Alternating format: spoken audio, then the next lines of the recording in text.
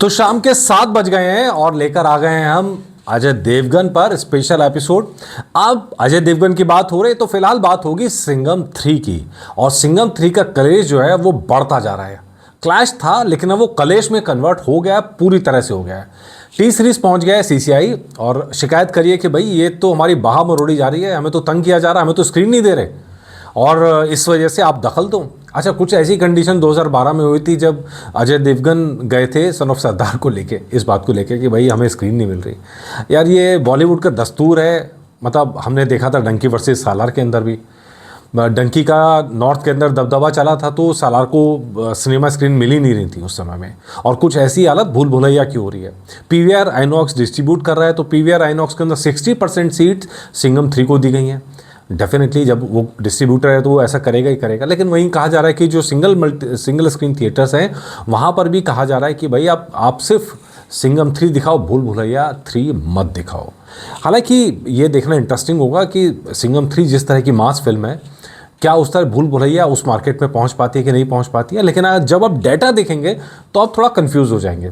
Data क्या कह रहा है? सबसे पहले आप बुक माई शो का देख लीजिए।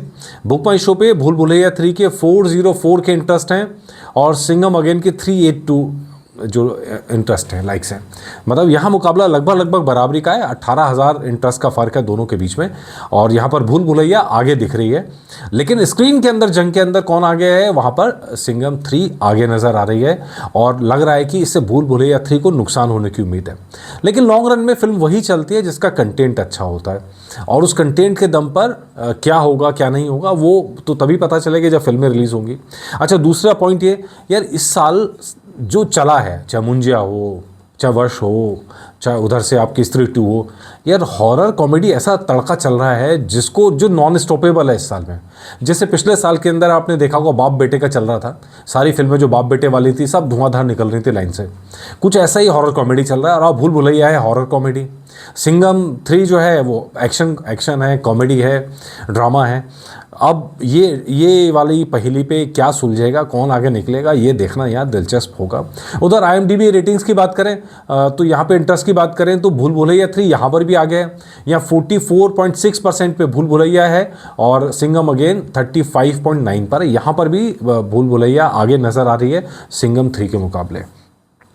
लेकिन ये सारे आंकड़े बदलते हैं बॉक्स ऑफिस पर। जब फिल्म बॉक्स ऑफिस पर आती है और उसके बाद जो पब्लिक का रिएक्शन होता है, फर्स्ट डे फर्स्ट शो, उसके बाद जो पहले दिन दूसरे दिन में रिएक्शंस आते हैं, उसके बेस पे फिल्म का मोमेंटम तय होता है आगे का।